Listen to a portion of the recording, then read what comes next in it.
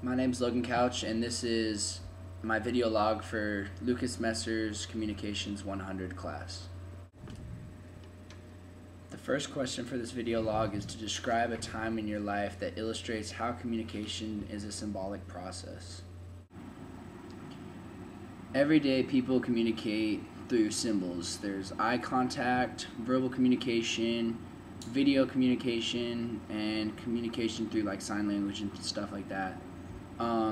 Everything you do throughout the day is symbolic in a way, so it almost in one way makes you a symbol as a person. I think one of the biggest examples of symbolic communication is going on right now because of the elections that are going on, all the day-to-day stuff. They have signs that are up, commercials, bumper stickers.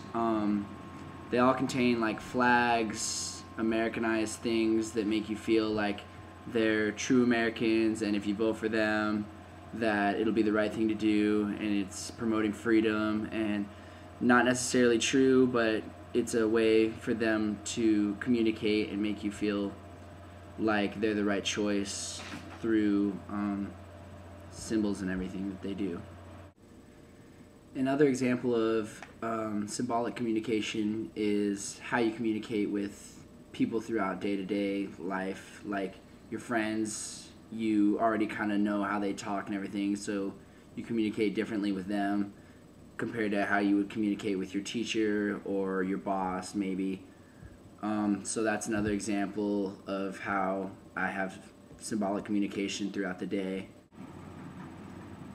One of the other biggest examples in my life about symbolic communication would probably be for Mother's Day. I went and got a tattoo for my mother, and it was lyrics from a song that we've grown up to. It says, "The first star in the sky and the last to leave. When I travel through the night, I feel your light on me."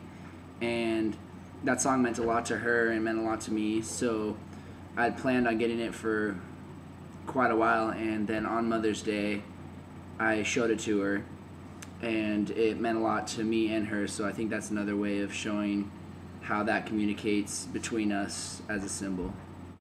An example of dyadic communication would be me and a coworker talking together at work.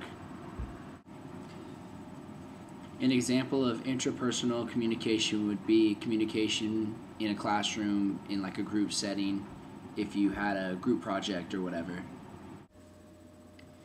An example of intrapersonal communication would be if you're trying to figure out a problem, or you're just basically communicating to yourself and you're doing it on your own, so you're communicating with yourself in your own head or whatever.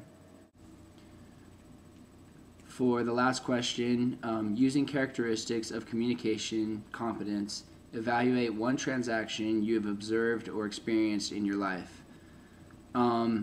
One of the biggest experiences that I have in my life basically every day is at work. I'm a server, so I have to deal with awkward moments, stressful moments, and problems every day with customers, employees, my boss. So one of the examples may be that I bring the wrong check to one of the customers, and they get angry or anything, but I just kind of smile and make it seem like everything's okay and take it back and fix it, and then in the end it ends up being not a big deal or anything. So that's another example of using communication competence to avoid an awkward situation or a moment that just is uncomfortable.